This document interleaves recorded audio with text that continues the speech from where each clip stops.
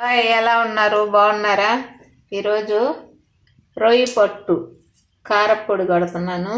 చూడండి, రొయ్యలు, ఎండి మిరపకాయలు, ఈ మిరపకాయలు విత్తనాలు కూడా వేగాల, ఎండు మిరపకాయలు, జీలకర్ర, ధనియాలు, కరివేపాకు, తెల్లపాయి దీంట్లో వేసుకొని రొయ్య పట్టు బాగా దూరలుగా వేయించాలి. వేయించిన తర్వాత బాగా నలపాల. ఇసుక ఉంటుంది, ఇసుక అంతా పోయిందాకా నలిపేసి బాగా చెరిగి కొడతాను. అయితే రోట్లో కొడతాను, కానీ ఈరోజు వాన వస్తుంది, మిక్సీకే వేసి చూపిస్తాను. ఆ తర్వాత ఇది ఆయిల్ పెట్టాను.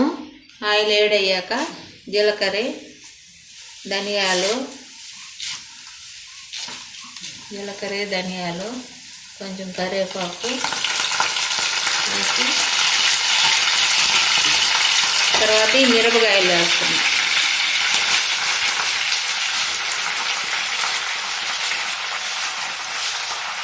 దీన్ని వేయించాలా.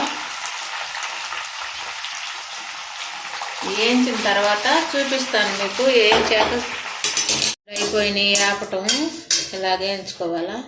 వేయించి అన్నీ చెరగాల. మిరపకాయలు కూడా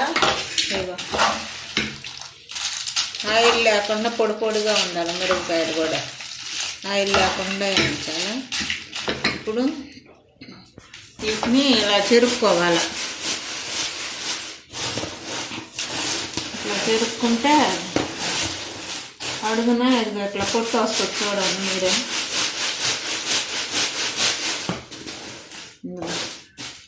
ఈ పొట్టు అంతా తీసేయాలన్నమాట. ఈ పొట్టు ఈ పై కారం కొట్టాలి.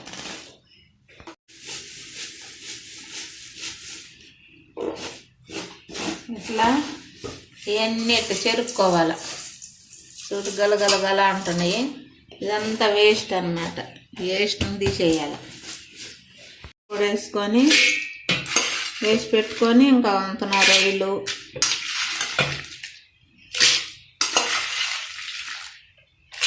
కారపొడి, సరిపడా సాల్ట్, కారానికి సరిపడా సాల్ట్,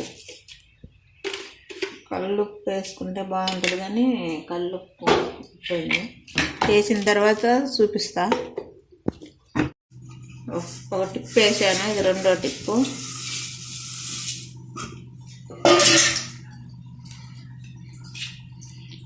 కారపొడి వేసి పెట్టుకున్నా, అంటే ఒకసారి పట్టదని తెల్లగడ్డలు పొడి ఇట్లా వేస్తాను. వేసాక చూపిస్తాను నీకు. ఇట్లా వస్తుంది. వేసిన తర్వాత చూపిస్తా.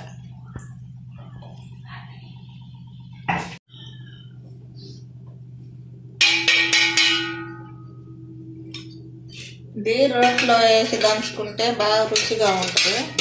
వాన వస్తుంది, ఇంకా రోలు దడిచిపోతుంది. మిక్సీకి వేసాను. చూడండి, సూపర్గా ఉంటుంది. కారం పప్పుచారు చేసుకున్నా. కొంచెం ఆ పప్పుచారులోకి మసాలా కూర ఏదన్నా వేసుకొని ఒక్కరు కారపొడి వేసుకొని మిక్సింగ్ చేసుకున్న సూపర్గా ఉంటుంది. దీంట్లో కొంచెం నెయ్యి వేసుకొని తింటే బాగుంటుంది. రొయ్య పట్టు కారం మీరు కూడా చేసుకోండి. ఎట్లా చేయాలో అన్నీ చూపిస్తున్నాను. మీరు కూడా అట్లాగే చేసుకొని ఒక్కసారి తిని చూడండి. ఎంత బాగుందంటే అంత బాగుంటుంది. రోజుకొక వెరైటీ తోటి, రోజుకొక ఐటమ్స్ తోటి మీ ముందుకు వస్తాను. బాయ్. అన్నంలోకి నెయ్యి వేసుకొని కారపొడి వేసుకొని అసలు తింటే సూపర్. మీరు కూడా ఇలాగ తినండి. సూపర్.